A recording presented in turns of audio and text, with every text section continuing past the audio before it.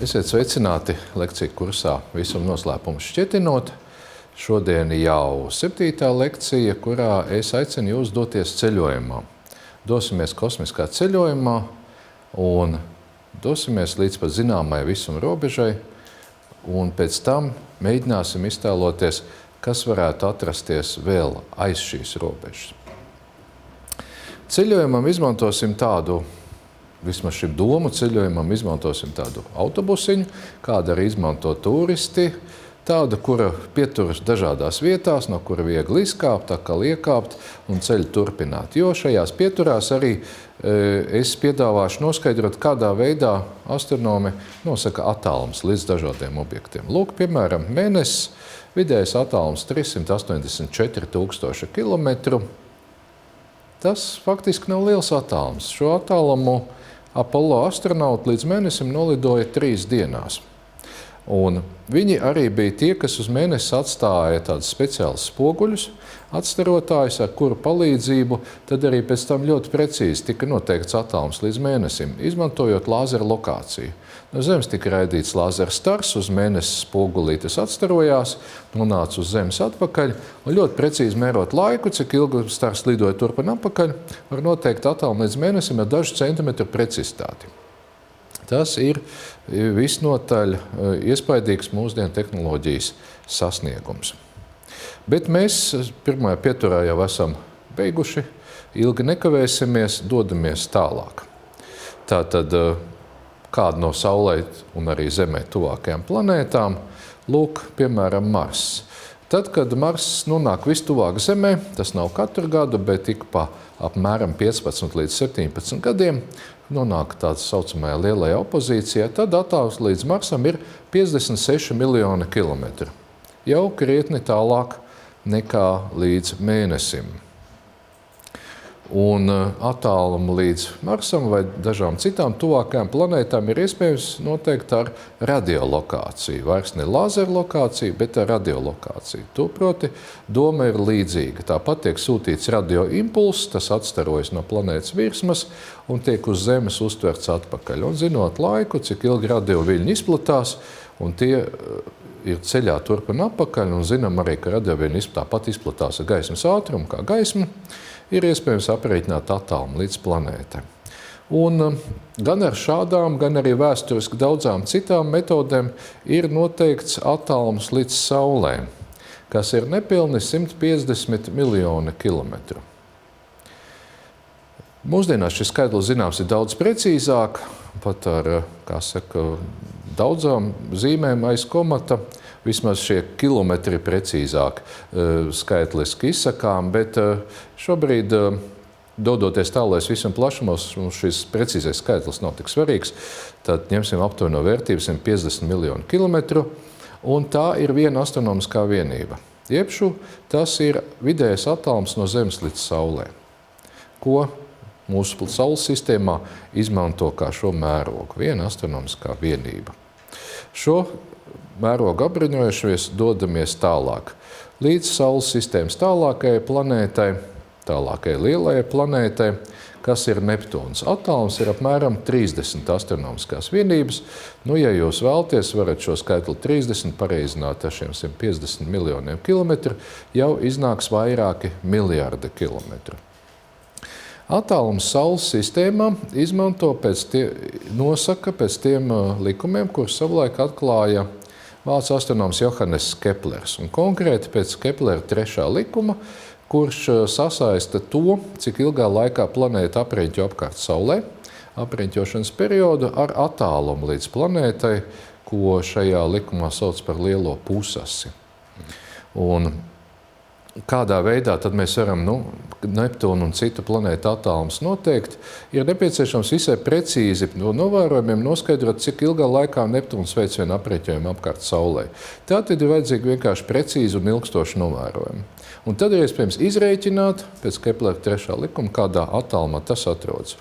Un Neptūnam iegūstam skaitli aptuveni 30 astronomiskās vienības. Tā ir pēdējā lielā planēta zināmā Saules sistēmā. Dodamies tālāk, dodamies tuvākās zvaigznes Centaura alfas sistēmas virzienā. Tur patiesībā ir vesels 3 zvaigznes – Centaura, Alfa, A un B, un šīs Centaura B zvaigznes ir atklāta arī viena planēta, un vēl drusciņi tuvāk mums Saulē ir vēl tāda Centaura Proxima. Bet paliksim pie šīm 2 spožajām zvaigznēm līdz Centaura Alfai A un B. Attālums ir jau 276 000 astronomisko vienību. Vairs ne 30 astronomiskās vienības, kā bija Neptūnam. Skaitlis jau ir neizmērojami lielāks, apmēram gandrīz 10 000 reižu tālāk atrodas tuvākā zvaigzne nekā šī planēta Saules sistēmā. Tāpēc nākas atkal mainīt mūsu mērvienību sistēmu un pāriet uz citām vienībām, uz gaismas gadiem.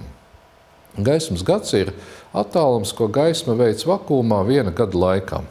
Un kā varat iztēloties, tas ir ļoti liels attālums, tāpēc, ka jau vienā sekundē viena gaisma veic aptuveni 300 000 kilometru. Un tad šis skaitlis jāpareizina ar sekundžu skaitu vienā gadā, kas ir vairāk kā 30 miljoni. Visādā ziņā iznāk ļoti lieli skaitļi, tāpēc arī astronomi labprātāk izmanto šo te mērvienību gaismas gadus. Attālumu līdz tuvākajām un arī līdz tālākām zvaigznēm ļoti sekmīgi iespējams noteikt, izmantojot tā saucamo paralakses metodi. Paralakses metodas būtība ir ļoti vienkārša. Tādā pat veidā jūs arī varētu noteikt attālumu līdz pildspalvai, vismaz kvalitatīvā ziņā.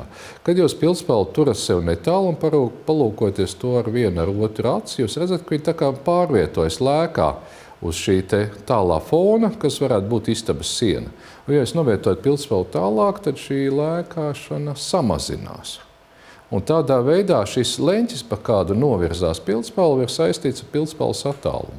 Šo pašu ideju izmanto arī zvaigznēm. Tuvām zvaigznēm ir lielāka nobīde pie debesu sfēras, jeb šī paralaktiskā nobīde, tālākām zvaigznēm tā ir mazāka. Un šādā veidā, atkal ļoti rūpīgi un precīzi mērot leņķus, astronomi ir noteikuši attālumu jau pat līdz vairākiem miljoniem zvaigžņu. Kas tomēr ir salīdzinoši tuvu Saulei, atrodas dažu simtu gaismas gadu attālumā. Un arī būtībā šādos attālumos apmēram atrodas arī visas tās zvaigznes, kuras mēs varam izejot ārā naktī, redzēt ar neapbruņotu aci. Starp tām būs dažas tuvākas un spožākas arī līdz ar to, piemēram, Sirius, viena no Saulē tuvām zvaigznēm, attālums apmēram 9 gaismas gadi, Centaura Alfai atcerties 4,4 gaismas gadi, un tajā attēlā, kur redzams daudz zvaigznītes, tur arī ir parādīts tādas spožas zvaigznes, kas ir dažu 10 gaismas gadu attālumā, un starp šīm ļoti spožajām tuvajām ir arī tādas, varbūt zināmākas pēc nosaukumiem zvaigznes, kā Sirius, Arkturs, Vega un Capella. Ja dažas zvaigznes no tām, ko mēs varam redzēt, atrodas drusku tālāk, apmēram 1000 gaismas gadu attālumā. Un tad jau sākas patiesi lielie starpzvaigžņu plašumi. Attālums līdz Oriona miglājam, kurš ir relatīvi tuvs objekts, jau ir vairāk kā 1000 gaismas gadi, ja precīzāk 1350 gaismas gadi. Un, ja raugāmies, ko tad mēs varam debesīs redzēt, kas ir vēl tālāks, vēl lielāks? Būtībā pie debesīm mēs varam redzēt piena ceļu. Mēs nevaram tajā izšķirt atsevišķas zvaigznītes, viņš mums izskatās kā miglains spīdums, jo to veido šī daudzu tālo zvaigžņu kopā saplūdusī gaisma. Un vēl arī piena ceļam raksturīgi dažviet tādi tumši putekļi miglāji pa vidu. Un piena ceļš ir mūsu galaktikas sastāvdaļa, bet tā vēl nav visa galaktika. Ja mūsu galaktika, mēs runājām par galaktikām, spirāli veidu galaktikām, arī mūsu galaktika ir visnotaļ plakans veidojums, viņu var iztēloties, teiksim, kā picu. Un šajā picā kaut kur viens miltu graudiņš ir mūsu Saule, kas atrodas visai tuvu tai picas centrālajai plaknei.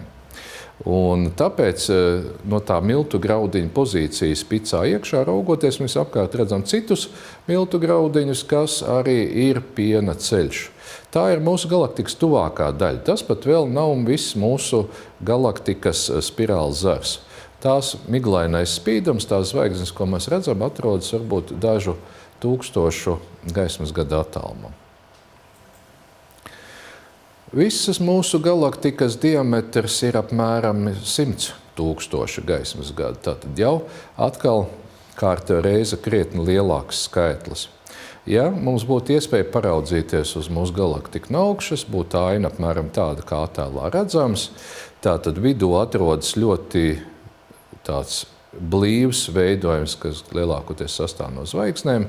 Šis centrālais sablīvējums, kurš ir garants, mūsu galaktikai šāda forma, un tad no šī sablīvējuma galiem atzarojas vairāki spirāli zari. Un vienam spirāli zaram ir neliels atzarojums, ko sauc par Oriona atzaru, un tad šajā Oriona atzarā arī atrodas mūsu Saules sistēma. Attālums no centra, no mums līdz galaktikas centram, varam arī tā teikt, ir apmēram 27 000 gaismas gadu. Un ja galaktikas diametrs ir vesels 100 000 un rādijus ir puse 50 000 gaismas gadu, tad Saules sistēma ir apmēram tā pusceļā starp galaktikas centru un pašu galaktikas nomali. Vēl mūsu galaktikā ir milzum daudz arī citu zvaigžņu. Kopējais skaitlis apmēram 200 miljardi, bet precīzi šis skaitlis nav zināms. Tur izrādīties arī 2 reiz mazāks vai 2 reiz lielāks, jo visas galaktikas zvaigznes nav iespējams uzskaitīt, arī tāpēc, ka ne visas tās no Zemes ir iespējams redzēt. Traucēja jau iepriekšējos attēlos piena ceļā redzamie tumšie miglāji. Un neskaitot zvaigznes, mūsu galaktikā vēl ir zvaigžņu kopas, miglāji, un būtībā viss pārējais, kas atrodas starp zvaigznēm, starp zvaigžņu vide. Un lūk, šeit daži vizuāli piemēri, kā šie objekti izskatās. Kopas ir divējādas, ir zvaigžņu kopas, kas sastāv no ļoti jaunām zvaigznēm. Tās ir tās, kas ir salīdzinoši nesen un vienkopas no starpzvaigžņu vides izveidojušās, sablīvējoties gāzu un putekļu mākoniem, tā kā runājam lekcijā par zvaigžņu evolūciju. Un viņas varbūt ar laiku izklīdīs, bet pagaidām šīs zvaigznes ir kopā un spoži spīd. Lielākoties tās ir zilganas, jaunas, karstas zvaigznes.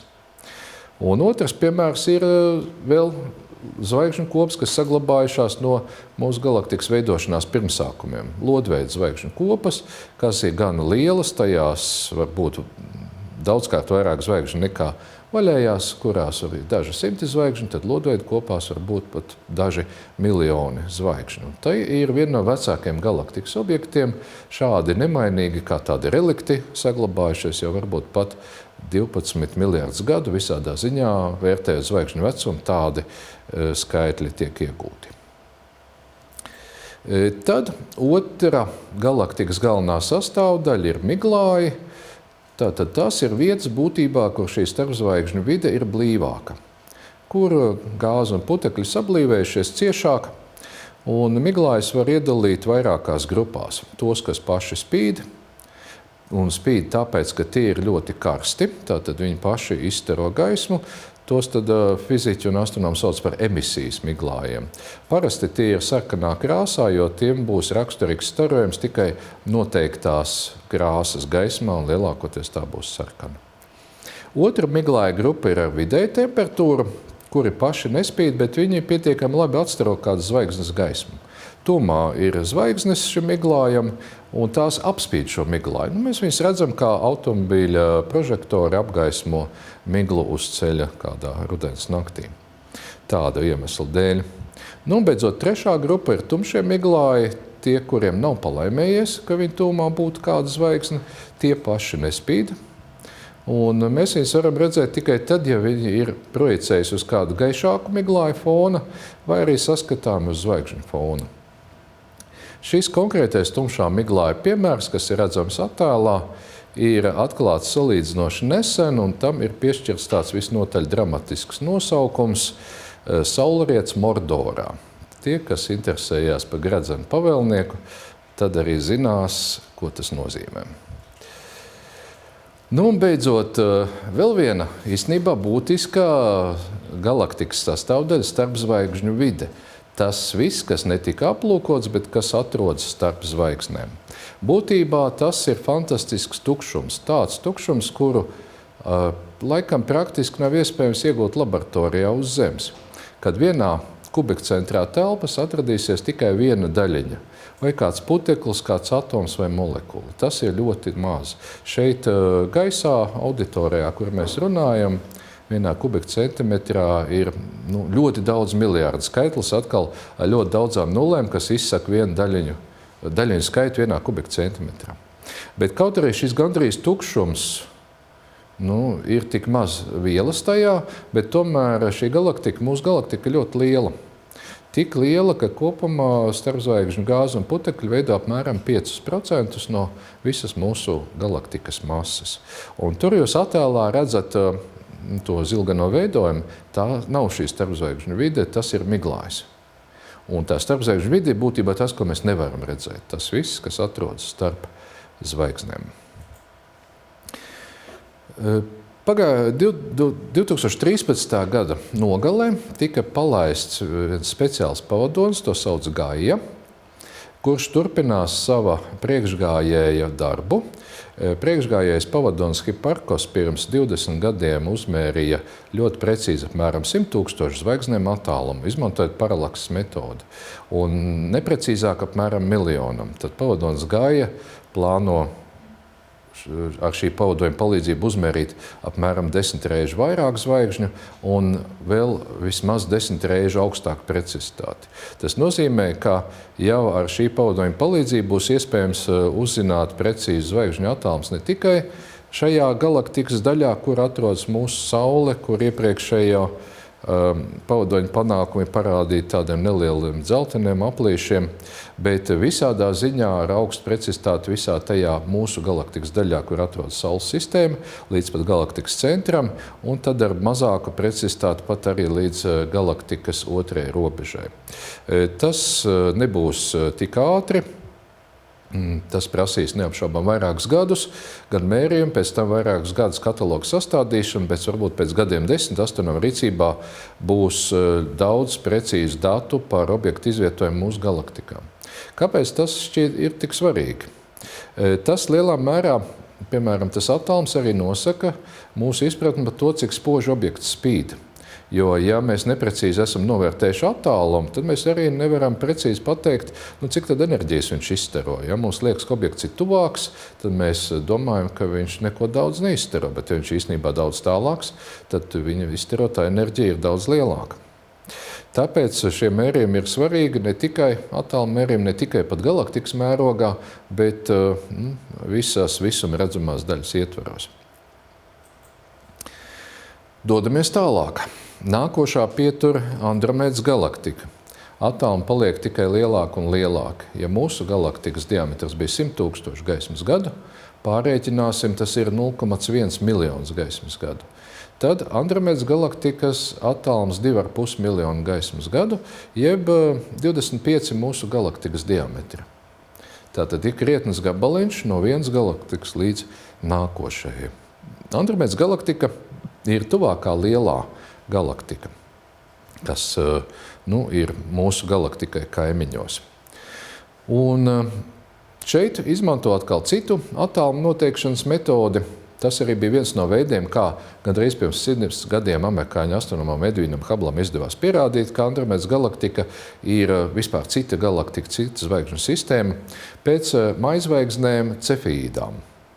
Tā ir noteikta maizvaigžņu klase, kurai ir raksturīga ļoti regulāra spožuma maiņa. Viņas maina spožumu dažu dienu laikā, varbūt dažu 10 dienu laikā, un katreiz šis spožuma maiņas periods atkārtojas. Un šis maiņas periods ir saistīts ar zvaigznes starjaudu. Tātad, ja ir precīzi var izmērīt pēc zvaigznes spožuma izmaiņas noteikti periodu, ir iespējams aprēķināt, cik spoža zvaigznes staro. Un kad ir zināms, cik spoži tā spīd, atliek izmērīt, cik spoži mēs viņu redzam. Ja būs ļoti vāji spīdoši zvaigznīti, tā tad viņi ir tālāk. Ja spožāk spīdoši, tā tad viņi ir tuvāk. Šis zvaigžņu periods un starjauda tādā veidā tiek sasaistīti ar attālumu.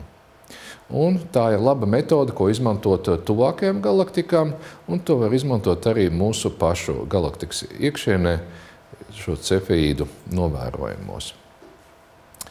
Nākošais solis pēc attāluma Ja Andromēdas galaktikas attālums bija 2,5 miljonu gaismas gadu, tad šeit jau tagad mēs raugāmies uz galaktiku apkopojumu, kura telpā izvietotas tādā aptuveni lodveida tilpumā, kur diametrs ir jau 10 miljoni gaismas gadu.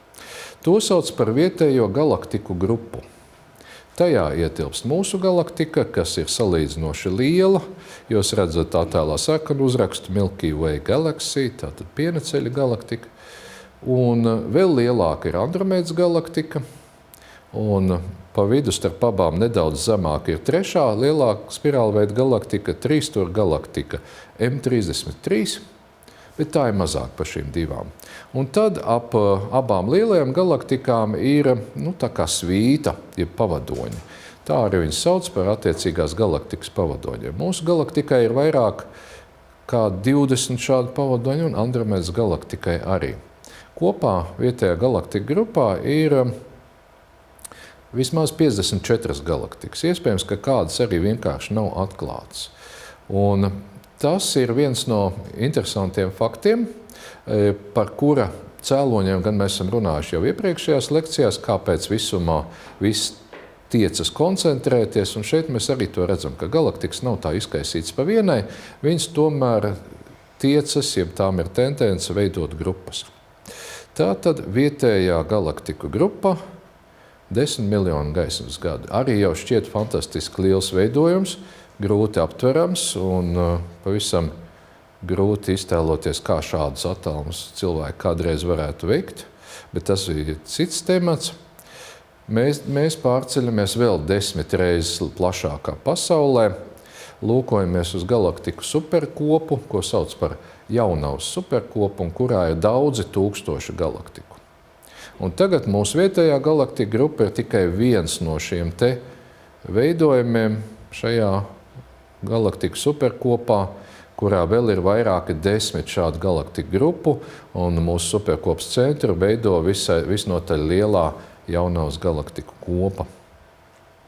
Šis vairs nav tāds apaļš veidojums, diezgan saplacināta pēc formas ir mūsu superkopa, un tāpēc varētu teikt, vai tās diametrs, vai arī var teikt tās garums, ir jau 110 miljoni gaismas gadu, kas apmēram 10-kārt pārsniedz mūsu vietējās galaktiku grupas izmērus.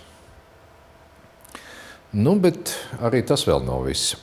Jādodas ir vēl tālāk. Bet tiekams dodamies, jāpastāst par vēl vienu attālumu noteikšanas metodi. Proti par attālumu noteikšanu pēc uzliesmojošām zvaigznēm, pēc pārnovām.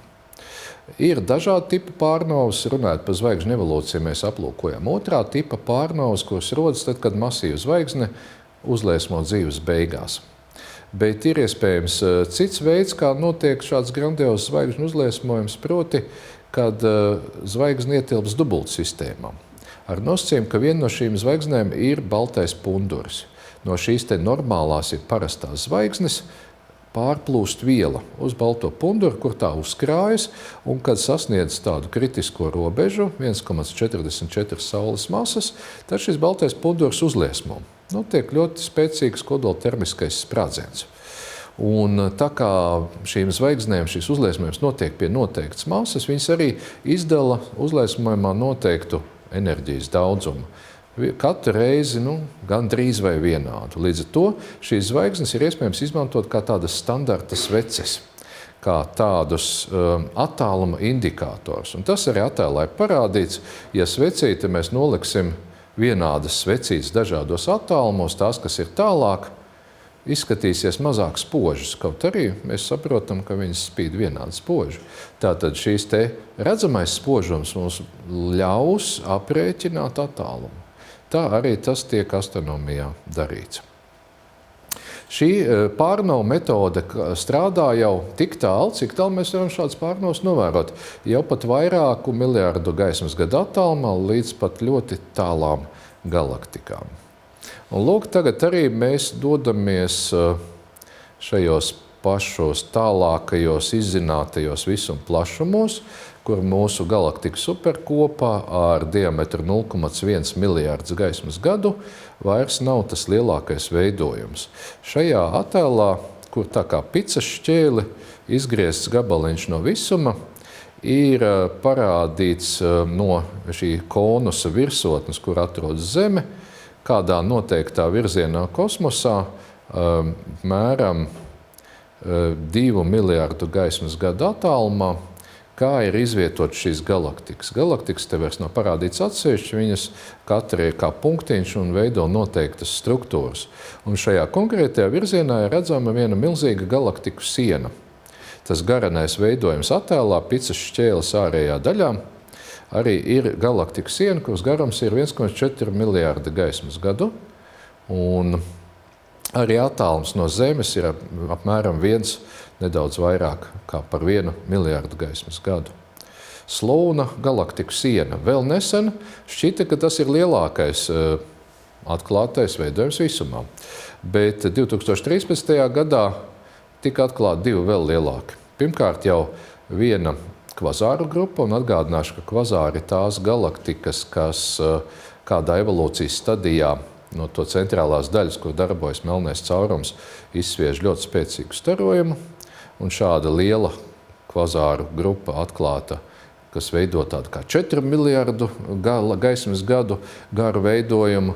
Un pēc tam vēl 2013. gadā tika atklāts vēl lielāks veidojums, kas sastāv no galaktiku kopām, Herkulesa un Ziemeļa vainaga, tie izvaigznāja nosaukumi, lielā siena, kuras garums ir 10 miljārdi gaismas gadu, apmēram tikpat liels arī ar tās attālums no Zemes.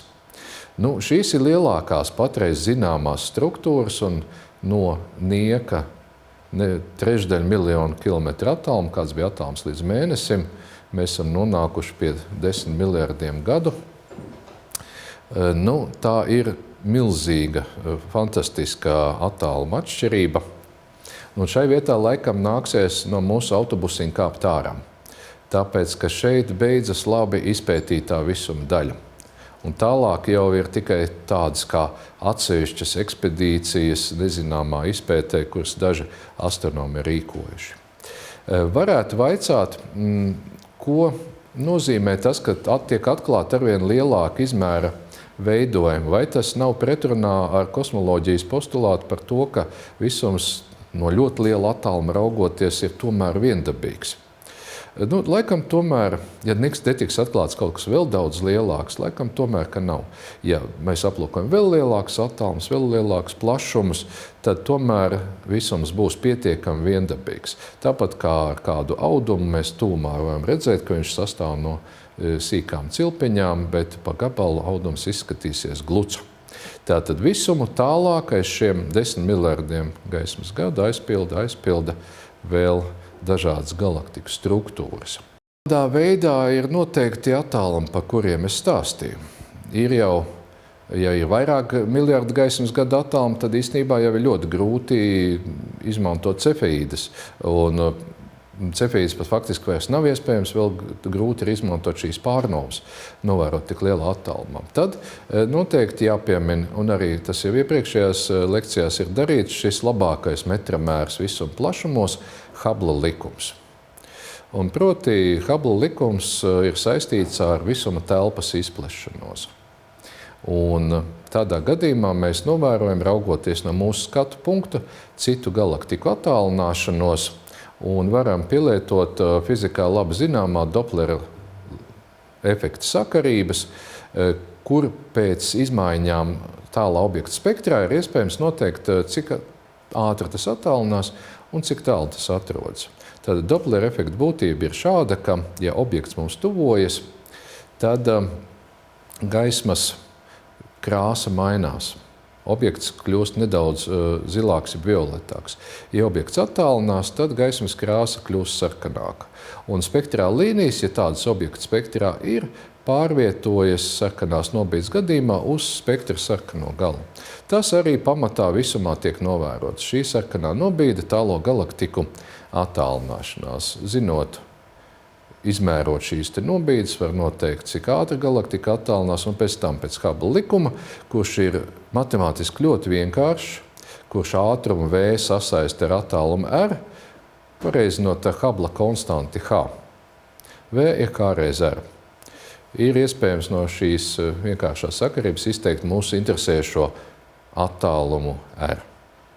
Protams, ir vēl dažādas nianses, kas jāņem vērā, kāds tiek izmantots kosmoloģiskais modelis konkrētajos aprēķinos, bet pamata doma ir lūk šāda. Tādā veidā nosaka attālumu līdz šīm ļoti tāliem galaktikām, līdz minētai galaktiku sienai, kvazāru grupai un tam līdzīgi. Un jāpiemina vismaz pāris attāluma rekordisti, kādi šobrīd ir, kas atklāti 2012. gadā. Kāda ļoti tāla, pat ne vēl galaktika, bet galaktika veidošanās stadijā. Protogalaktika. Gaisma, no kuras pie mums ir nākusi apmēram 13,4 miljardus gadu. Jeb mēs redzam šo galaktiku tādu, kā tā izskatījās, kad visuma vecums bija 380 miljonu gadu. Pēc patreizējiem zinātniskiem novērtējumiem visums ir radies lielajā sprādzienā, ko aplūkojam atsevišķā lekcijā, pirms 13,798 miljardiem gadu. Protams, ar zinām novērtējumu kļūdu, kas šajā gadījumā ir plus mīnus 37 miljonu gadu. Un šādā veidā mēs, raugoties uz tālām galaktikām, raugāmies arvien tālāk visumā, raugāmies līdz mūsu tehniskai iespēju robežai. Attēlā vidū nelielais sarkanais punktiņš arī ir tas tālākais šobrīd cilvēkiem zināmais objekts, no kur gaisma nākusi fantastisku laiku, vairāk kā 13 miljardus gadu. Tā varētu tikt uzskatīta vai nosaukta par tādu kā tehnisko redzamību robežu, mūsu iespēju robežu. Principā astronomiem jau ir padomā citi novērojumi paņēmieni, ar kuru palīdzību varētu ieskatīties visumā vēl tālāk, līdz pat varbūt pašām pirmajām galaktikām, līdz pašām pirmajām zvaigznēm, un pat izmantojot radioviļņus, varbūt ieskatīties arī tajā visuma attīstības posmā, kad vēl zvaigznes nebija radušās, un visumā bija tumšie laiki, visumā vēl nebija gaismas. Īstenībā astronoma rīcībā jau ir vēl senāks visuma attēls, jeb pagātnes nospiedums. Šis ir reliktais starojums, kas ir nācis no tā laika, kad visuma vecums bija pat nepilns miljonus gadu. Ja nopaļojam 13 miljārdi un 797 miljoni gadu. Tas ir jau vairāk kārt pieminētais reliktais starojums, tāpēc es šoreiz neatkārtošu sīkāk par tā būtību, bet tas ir tāda visuma vecākā gaisma. Jautājums ir, vai ir iespējams vēl kaut ko senāku, ja vecāku redzēt? Principā, jā. Tiek uzskatīts, ka pirms reliktā starojuma varēja būt līdzīga šāda aina, tikai kuru veidoja nevis jau gaismas fotoni, gaismas nesēja daļiņas, bet gan neitrīno, kuri ļoti vājami iedarbojas ar vielu, kuras ir grūti konstatēt, un vismaz pagaidām necer, ka šos reliktos neitrīno izdotos konstatēt. Bet, ja to varētu izdarīt, tad mēs būtu jau pietuvojušies tuvā lielā sprādziena jau pirmajā sekundē klāt, gandrīz pašam visam sākumam. Tāpat arī, ja eksistē gravitācijas viļņi, ja šī gravitācijas viļņu teorija ir pareiza, tad varbūt arī nākotnē šāds gravitācijas viļņus varētu konstatēt no pašiem visam pirmsākumiem. Bet šeit ir robeža. Tātad būtībā tālāk mēs nevaram visumā ieskatīties. Mēs nevaram ieskatīties tālāk par to brīdi, kad visums radās un kad tā gaisma radās, ja kaut kāds starojums radās un visā šajā tālākajā visuma attīstības laikā nāca pie mums. Tātad ir kāds redzamības horizonts, kura šī robeža, ko mēs patreiz nevaram pārkāpt. Un tāpēc arī ir internetā atrodams tāds interesants attēls, kurā ir mēģināts attēlot visu visumu vienā attēlā, vienā kadrā. Vienīgi, lai to varētu izdarīt, šeit arī ir nepārtraukti mainīts mērogs, tāpat kā mēs pārlecām no kilometriem uz astronomiskajām vienībām, tad uz gaismas gadiem, un pēc tam jau uz miljārdiem gaismas gadu. Šeit arī ir logaritmisks mērogs. Vidū ir Zeme, pavisam blakus cieši viņai ir Saule un pārējās planētas. Tad tur, ja ļoti ieskatās, var redzēt arī asteroīdu joslas iekšējo un ārējo. Un tad jau sākas tuvākās zvaigznes un tuvākie miglāji, kas veido mūsu galaktika visa, kas veido tādu kā miglainu gredzenu apkārt Saules sistēmai. Šobrīd uzsver, mēs vēl lūkojamies no Zemes skatu punkta. Tad seko tuvākās galaktikas, kas attālinoties no centra ātri pārvēršas šai ļoti tālajā visuma lielmēroga struktūrā, kas veido tīklu. Mēs redzam, ka ļoti tālām galaktikām ir sarkana krāsa, tām ir izteikta sarkanā nobīde, un tad jau kādā brīdī tā gaisma pazūd vispār, ir tumšie laiki, tad, kad zvaigznes vēl nebija iedegušās, un tad vēl ir tāds vārs, blāvs spīdums no ārējās daļas, kas ir šis reliktais starojums, jau pati senākā gaisma, ko mēs varam redzēt. Grūti pateikt, vai šis attēls palīdz iztēloties visumu, bet visādā ziņā tas ir neparasts mēģinājums visu visumu attēlot vienā attēlā. Visu laiku, ja jūs ievērojat, runājat par šiem te attāluma rekordistiem, es minēju, ka gaisma no tā objekta ir nākusi līdz mums tik un tik miljardus gadu, bet izvairījos pateikt, ka attālums līdz šim objektam ir, teiksim, 13,7 miljārdi gaismas gadu. Jo jāsaprot, ka visums visu laiku izplešas. Līdz horizontam tomēr attālums ir lielāks nekā šie nepilnīgi 14 miljārdi gaismas gadu.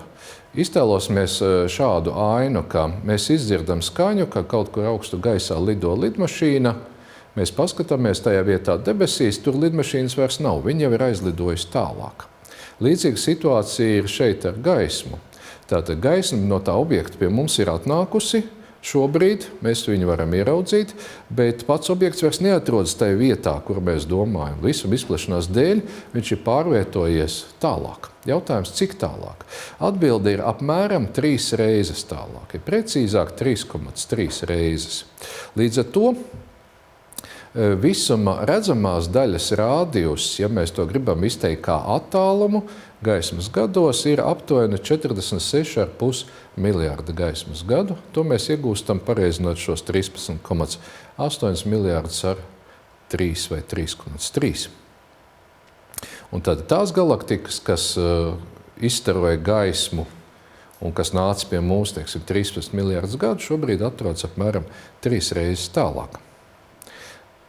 Bet vēl nākošais jautājums ir tāds, kas tad ir aiz šī horizonta? Tas, ka mēs to nevaram redzēt, tas vēl, protams, nenozīmē, ka tur nekā nav. Tad, lūk, tagad mēs esam nonākuši līdz tai robežai, kur beidzas fakti vai novērojumi, un kur sākas pieņēmumi.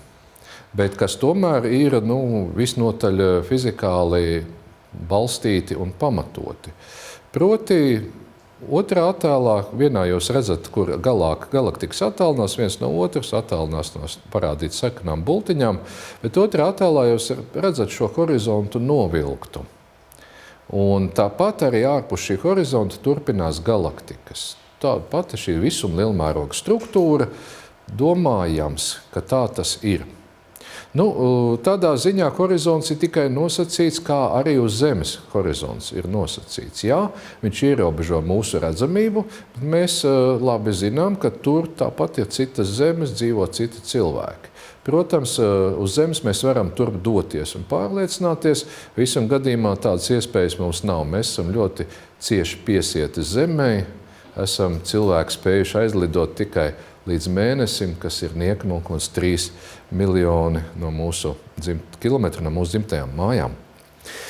Vērtē, ka visuma izmēri ir kādas 10-23. pakāpē reižu lielāki par šo te redzamības horizontu izmēriem. Tātad šis skaitlis 46,5 miljārdi gaismas gadu būtu jāpareizina vēl ar 3 reiz 10, 23. Mēs iegūsim vienkārši ļoti lielu skaitli, ar ļoti daudzām nulēm. Kāpēc visums ir tik liels? Jāatceras, ka ļoti iespējams, runājot par lielo sprādzienu, mēs runājam, ka ļoti iespējams notikusi šī visuma inflācijas stadija. Tūlīt pēc izveidošanās visums pārsteidzoši izpletās milzīgi liels, var vismaz 10-26 reizes lielāks palika tāda saucamā inflatona lauka iedarbībām. Šim te laukam pārveidojoties, atbrīvojās tik liela enerģija, ka visums spēja tik fantastiski izplesties, un toreiz tas ir noticis atālumam, kas daudzkārt pārsniedz gaismas ātrumu, bet šeit nav pretrunas, jo paši objekti nekustējās visumā, izpletās pati telpa. Šeit kārtējo reizi ir jāatgādina šī analoģija par telpas izplešanos. Arī mūsdienās visumā izplešoties notiek tas pats, tikai vairs ar netik ļoti lielu ātrumu. Tātad piemērs, kur ēkā cilvēki atrodas noteiktos attālumos viens no otra, un ja pati ēka izplešas lielāk, tad attālums starp cilvēkiem pieaug, kaut arī viņi nav ne soli spēruši no savu mīkstā klubkrēsla, piemēram. Un tā iemesla arī dēļ mūsu novērojamais visums, kaut arī ir fantastiski liels pēc izmēra, ir tikai niecīga visa iespējamā visuma daļa. Un arī šī iemesla dēļ, acīm redzot, ja pieņemam, ka pastāvēs kosmiskā inflācija, tad arī viegli saprast, kāpēc visuma telpa ir tik ļoti plakana. Visādā ziņā mērījumi pagaidām neļauj pateikt, ka telpa būtu kaut kādā mērā atšķirīga no plakanas. Iztēlojamies balonu, kurš kādreiz bijis gan apaļš, bet piepūsts tik pārsteidzoši liels un milzīgs, ka balona virsma tagad izskatās praktiski plakana. Jautājums, uz kuru daudziem gribētos atrast atbildes, man tai skaitā. Vai visums ir bezgalīgs? Mēģinot atrast materiālus par šo tēmu, skaidri sapratu, ka kosmologi izvairās no šī jautājuma. Un tā vietā runā par lietu, ko sauc par telpas liekumu. Sāksimies arī ar to, un tad varbūt atgriezīsimies pie jautājuma par šo visumu bezgalīgumu. Kaut arī mums to ir grūti iztēloties, bet matemātiskās konstrukcijas saka, ka telpa var būt liekta. Mēs to nevaram iztēloties ģeometriski, bet mēs varam izvēlēt analoģiju, kurā ir pa vienu dimensiju mazāk. Tātad, ja telpai ir 3 dimensijas, garums, augstums, platums, mēs izvēlēsimies virsmu, kurai ir tikai 2 virzienu garums un platums. Un var būt dažāda liekuma virsmas, dažādi liekuma telpas. Tātad, ja telpai ir pozitīvs liekums, tad raudzīsimies analoģijas pēc uz lodi, kurai ir arī pozitīvs liekums. Viņa ir izliekta, un lodē ir galīga virsma. Kaut arī pa lodi mēs varētu palaist pa lielu lodi, rāpot mazu skudriņu, un viņa redzētu, ka nekur viņa neatduras. Viņa rāpot pa lodi uz riņķi, un viņas prāta šī lodes virsma nekur nav ierobežota, bet mēs no savas 3. dimensijas skatoties redzam, ka lodei ir galīgs laukums, virsmai galīgs laukums. Ja pārceļamies tagad domās par vienu dimensiju vairāk, pozitīvi izliektā telpā, tad būtu iespējams tāds neparasts efekts, ka varbūt mūs var sasniegt gaisma no galaktikām, kas ir apgājusi visumam apkārt. Proti, mēģināsim iztēloties šādu situāciju, kad te atrodamies mēs un te ir kāda galaktika, tad no šīs galaktikas gaisma var atnākt pie mums patiešo. Bet tā arī var atnākt, apējot visam visumam, liektai telpai apkārt un atnākt pie mums no otras puses. Un mēs redzēsim galaktiku vienā pusē, un mēs redzēsim to pašu galaktiku debesu otrā pusē. Tik vien, ka gaisma šodien būs gājis ļoti lielu ceļu, un tāpēc mēs redzēsim galaktiku, kā viņa izskatās ļoti sen atpakaļ. Gaismai vajadzīgs zināms laiks, lai pie mums nonāktu. Un tāpēc mēs nevarēsim saprast, ka tā ir tā pati galaktika. Vienā pusē mēs redzēsim tādu modernāku, attīstītāku galaktiku un senatnē ļoti arhaisku formu. Tas ir ļoti dīvains priekšstats un visticamāk, ka nepareizs. Visādā ziņā patreizējie visuma liekuma mērījumi rāda, ka visuma telpa ir ļoti tuvu plakanai. Un arī teorētiski maz ticams, ka viņai ir šāds pozitīvs liekums un ka tas liekums būtu tik liels, ka varētu būt iespējama tāda situācija, kā es pieminēju saistībā ar šīm galaktikām. Tagad par 2 citiem iespējamiem telpas liekuma veidiem. Telpa var būt arī plakana. Tas ir tas, ko visvienkāršāk iztēloties, analoģija plakana virsma. Un arī ikdienā nesam pieraduši telpu uztvert kā plakanu, ka nekādas koordināta ases kaut kur neliecas. Un šādā plakanā telpā ir spēkā Eklīda ģeometrija, trīsstūrā leņķa summa ir precīzi 180 grādi. Savukārt uz lodes, kā jau varat arī redzēt zīmējumā, jau iznāks vairāk kā 180 grādi. Vai trešajā variantā uz segliem līdzīgās virsmas būs trīsstūra leņķa summa mazāka par 180 grādiem.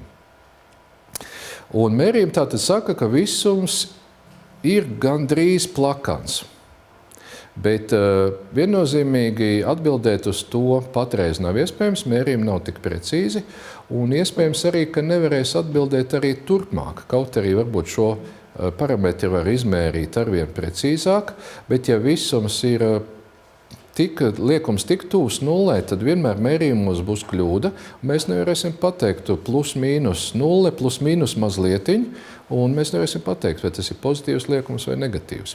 Ja nu izrādīsies, ka liekums ir kaut kāds reāls, izmērāms, drusku lielāks nekā šobrīd teorijas paredz, tad varbūt varēs pateikt, kura no telpām mums ir spēkā.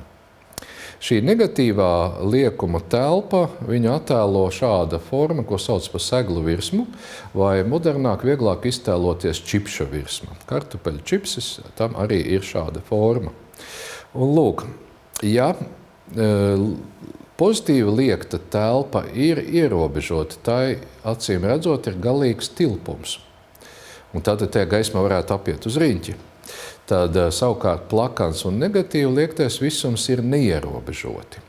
Jūs varētu doties šādā visumā projām neierobežoti ilgi. Tas gan laikam nenozīmē, ka visums ir bezgalīgs šobrīd. Šobrīd tas visums, kāds viņš ir, aizņem noteiktu telpas tilpumu. Jo viņš bija galīgs veidojums, kad viņš radās, tad kosmiskās inflācijas laikā ļoti fantastiski liels izpletās. Un jā, viņš varbūt ir 10-23 reizes lielāks par visuma redzamo daļu, bet viņam ir kaut kāda patreiz noteikti izmēra. Bet saskaņā patreizējiem kosmoloģiskiem modeļiem visuma izplešanās turpinās, pie kam turpinās pātrināti, un visums varēs šādi turpināt izplesties pat principā bezgalīgi ilgi. Visticamāk gan, ka daba nepieļaus kādu reālu bezgalību, tas ir mans pašviedoklis, ka nebūs arī visuma bezgalīgas nākotnes, līdz ar to mums nevajadzēs runāt par bezgalīgu visumu tomēr, kas būs pārsteidzoši liels, grūti iedomājami liels, bet tomēr ne bezgalīgs. Tāda apmēram ir atbilde uz šo jautājumu. Es ceru, ka vairāk skaidrības ir radies, bet es pieļauju, ka arī varbūt ir radies vairāk jautājumu nekā bija pirms tam. Bet ja to arī vienalga vēl šis stāsts nenoslēdz. Pat, ja mūsu visums varētu būt ļoti liels, varbūt, ka neskaitot mūsu visumu, eksistē vēl arī citi. Lūk, šī ir vienkārši ideja, kuru gan atbalsta gan daudz cilvēku pasaulē, bet ļoti dažādos variantos. Kopējais nosaukums šai idejai ir multivisums. Tātad visums, kas sastāv no daudziem visumiem, un mūsējais tajā ir tikai viens no visumiem. Un tādā gadījumā multivisums gan varētu būt viss, kas vispār spēj eksistēt, tātad telpa, laiks, tajā esošā viela, tai piemītošā enerģija, visi dabas likumi, kas nosaka šīs miedarbības, dabas konstants un tā jau projām. Un dažādās multivisuma aplūkotajās, piedāvātajās versijās šie visumi var būt ļoti dažādi. Viņi var būt arī savā starpā atšķirīgi. Vai nu galīgi visumi, tā kā lūk šis te lodes tipa, vai neierobežoti, kas var pēc tam būt bezgalīgi izplesties, var būt ļoti dažādi fizikāli apstākļi. Nav teikts, ka obligāti gravitācijas likums citos visumos darbojas tieši tāpat kā mūsējām. Tiesa, vairākumā gadījumu visu šo teorētisko variantu teorijas ir būvēts tā, ka mēs principā nevarēsim nekad uzzināt par šo citu visumu pastāvēšanu. Lielākā daļa teoriju ir šādas, jo viņi ir pilnīgi no mums cēloniski nodalīti. Ja mēs varētu ar viņiem kontaktēties, tad iznāk, ka tā būtu mūsu visuma daļa. Ir dažas teorijas, kas tomēr pieļauj, ka varētu notikt kontakts starp visumiem. Viena no šādām ir tā saucamā mūžīgās izplešanās, ja mūžīgās inflācijas visuma ideja. Ka visumā jeb tai multivisumā pasaulē kopumā notiek visu laiku izplešanās telpas punktos, un tad tikai atsevišķas vietas pārtrauc šo izplešanās procesu un pārvēršās par kaut kādiem noteiktiem atsevišķiem visumiem, jeb burbuļiem. Viens šāds, kurā inflācija beidzās, ir mūsu visums, un varbūt kā citur šajā multivisumā vēl tādi citi. Un lūk, šajā variantā gan varētu būt, ka šie burbuļi pat var satikties, sadurties, miedarboties un varbūt pat saplūst kopā. Bet tas ir tikai viens no variantiem. Šeit es esmu tabulā ielicis 10 variants, kas noteikti vēl ne tuvu nav visi, kādi ir izvirzītas multivisuma idejas. Vienīgi jāpiebilst, ka kaut arī šeit man būs raksturots ļoti īsi, jāsaprot, ka tomēr tur pamatā nav vienkārši ideja, es izdomāju šādu multivisumu, bet ka tai pamatā tomēr arī dziļāki apsvērumi un arī daudzos gadījumos arī visai nopietnas matemātiskais modelis. Tad šos dažus piemērus aplūkosim. Bezgalīgs visums, tādā ziņā, ka viņai bezgalīgi daudz šo visumu, te multivisumā. Tas nozīmē, ka tur ir iespējams pilnīgi jebkas. Tātad noteikti ir vēl kāds visums, kurā šobrīd notiek šāda pati lekcija, un pat, ja tas ir bezgalīgs visums, tad ir bezgalīgi daudz visumu, kura notiek bezgalīgi daudz lekciju, bezgalīgi daudz reižu tiek atkārtots temats par multivisumu. To gan laikam ļoti grūti iztēloties šādu variantu. Mūžīgās inflācijas variantu mēs jau būtībā pat aplūkojām. Tātad visa telpa izplešas, ierobežot un ļoti strauji, bet vietām veidojuši visumu burbuļi, kuros inflācija ir beigusies.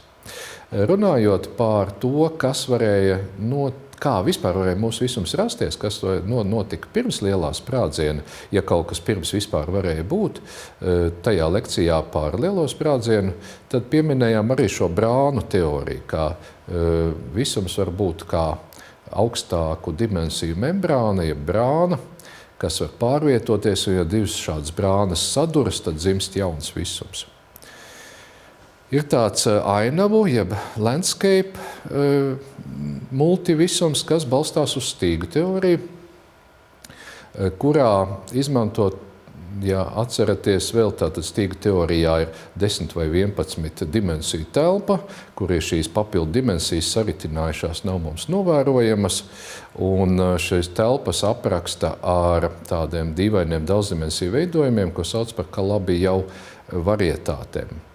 Šis multivisuma variants interesants ar to, ka teorijas veidotāji ir spējuši izdarīt dažus paredzējumus, kas arī it kā mūsu visumā ir parādījušies. Proti, ka reliktajā starojumā jābūt kādā vietā, kādam augstākam plankumam, ka jābūt ir tādai izteiktai galaktiku plūsmai, jeb straujākai kustībai kādā visuma daļā, ko sauc par tumšo plūsmu, bet jāteic, ka abas šīs lietas nav līdz galam apstiprināts. Tie var būt arī vienkārši mūsu novērojuma kļūdas, ka mums šķiet, ka tur ir augstāks apgabals vai kaut kur galaktikas strauji kustas. Pavisam neparasta interpretācija nāk no kvantu fizikas, Everetta daudzpasauļu interpretācija. Proti, kvantu fizikā notiekošie fenomeni ir ļoti neparasti atšķirībā no makropasaules, un tad, kad tomēr makropasaule miedarbojas ar kādu mikrodaļiņu šo kvantu objektu, tad mēs ieraugam kaut kādu noteiktu miedarbības rezultātu. Bet principā bija iespējami vēl citi iznākumi, un tad iznāk tā, ka mēs it kā kaut ko ieraugot, un tas notiek ikdienā nepārtraukti, kāds gaismas stars nonāk mūsu acīs, mēs ieraugam kaut ko konkrētu, bet tās citas iespējas ir realizējušās tādā veidā, ka visums ir sadalījies. Katrā šajā te kvantu miedarbībā notiek pasauļu dalīšanās. Es nepārtraukti rodas, un mēs dzīvojam tikai vienā konkrētajā no tām neiedomājam daudzajām. Tās ir viena no kvantu fizikas interpretācijām, par ko es varu ieteikt palasīt pašiem vairāk, jo tas nav mūsu pamattemats, bet nav vienīgā. Var kvantu fizikas tās pamat idejas interpretēt arī citādi. Tad ideja par tādu kā hologrāfisko visumu, ka līdzīgi kā hologrāfijā, kur uz virsmas tiek ierakstīts telpisks attēls, tāpat arī šeit uz augstākas dimensijas virsmas it kā varētu ierakstīt mūsu visumu visu, ka virsma varētu it kā modelēt, ja imitēt visu mūsu visumu darbību. un ka šādas tur augstas dimensijas virsmas var būt gana daudz.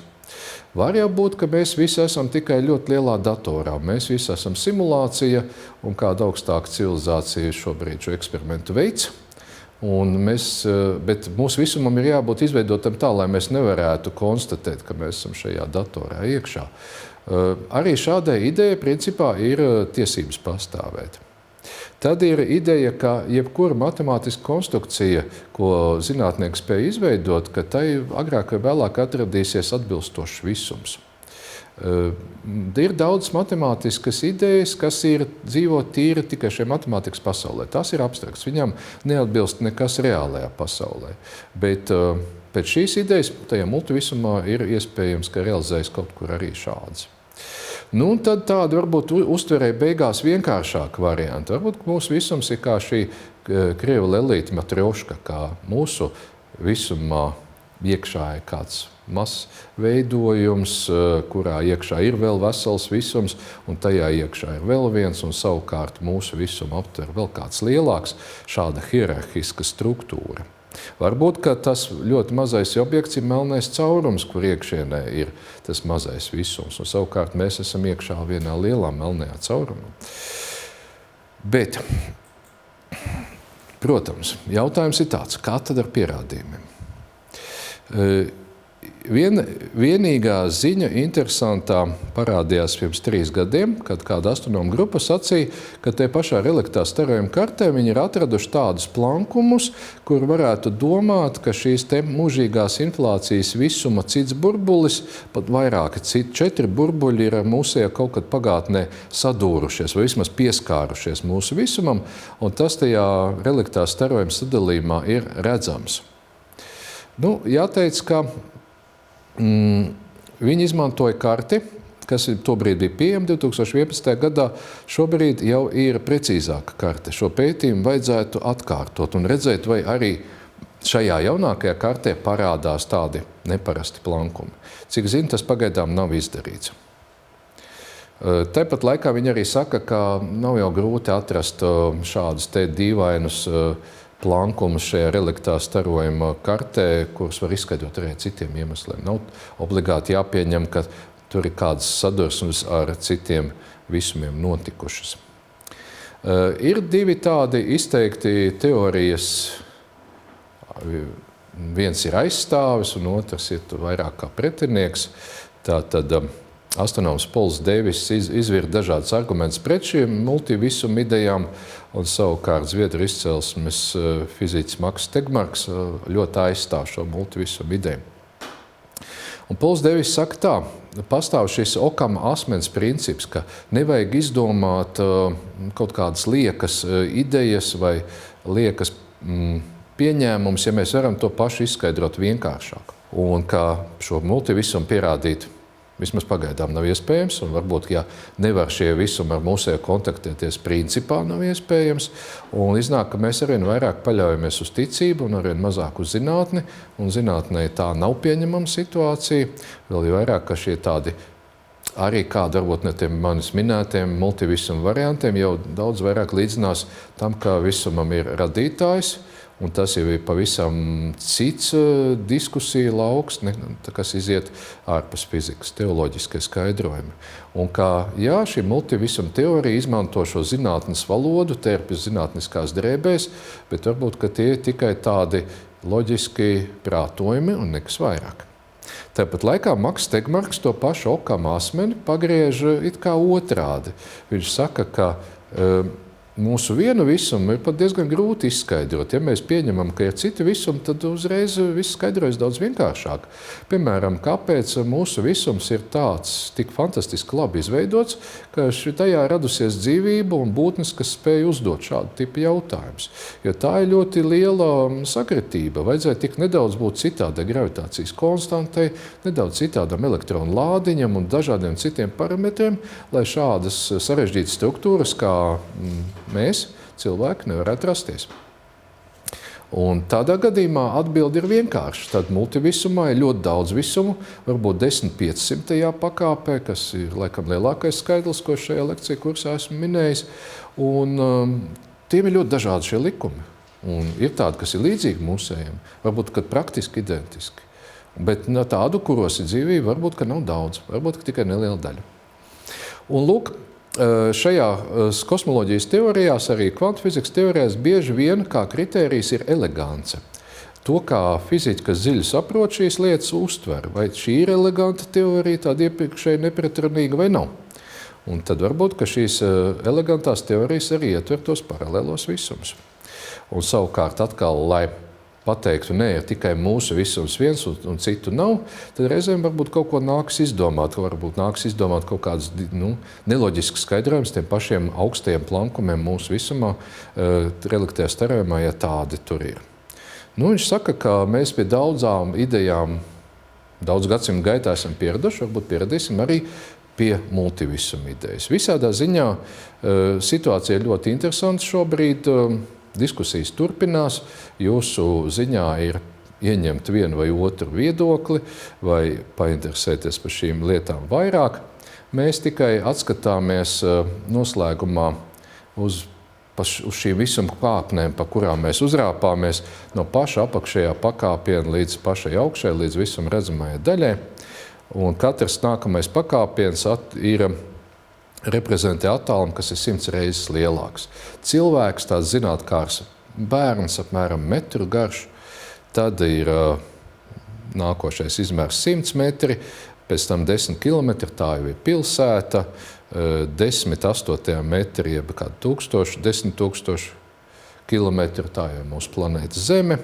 Nākošais pakāpiens Saule, tad attālums no Zemes līdz Saulē, Saules sistēma, tuvākā zvaigzne, tuvākā galaktika, mūsu galaktika vēl pa vidu, un tad tās ļoti tālās galaktikas, un tādā veidā mēs pa kāpnēm esam uzkāpuši līdz izmēram apmēram 10,26 pakāpē metri.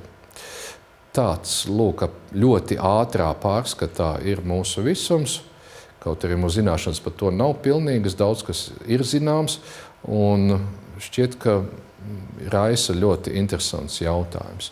Tad vēlreiz sausajā atlikumā. Visumam ir šī hierarhiskā struktūra, planētas pie zvaigznēm, zvaigznes galaktikās, galaktikas kopas veido lielmēroga struktūra, un ja vēl no lielāka attāluma paskatāmies, tad visums ir praktiski viendabīgs. Un šīs attāluma metodas, ko lieto, ir dažādas. Nav vienas, kas derētu visiem attālumiem. Līdz ar to jārēķinās, ka var kļūdas pārklāties, un varbūt kā arī kādas attālumus mēs zinām diezgan neprecīzi. Jāstādās priekšā, ka mūsu novērojamais visums ir tikai niecīga visuma daļa, un mēs sagaidām, ka arī ārpus redzamības horizonta tur visums turpinās, un visums tik liels ir kļuvis šajā kosmiskās inflācijas fāzē, kas notika uzreiz pēc lielā sprādziena. Tas arī varētu būt iemesls, kāpēc visuma telpa ir praktiski plakana. Un šī plakanuma dēļ mēs arī nevaram pateikt, vai visums ir galīgs, vai viņš ir neierobežots, viņam ir iespējas izplasties bezgalīgi. Un, protams, interesantais jautājums par to, kas tad ir ārpusē aiz mūsu visuma, vai tur var būt vēl kaut kas. Ar šo jautājumu zīmi tad arī šo lekciju beidzu un saku jums paldies par uzmanību.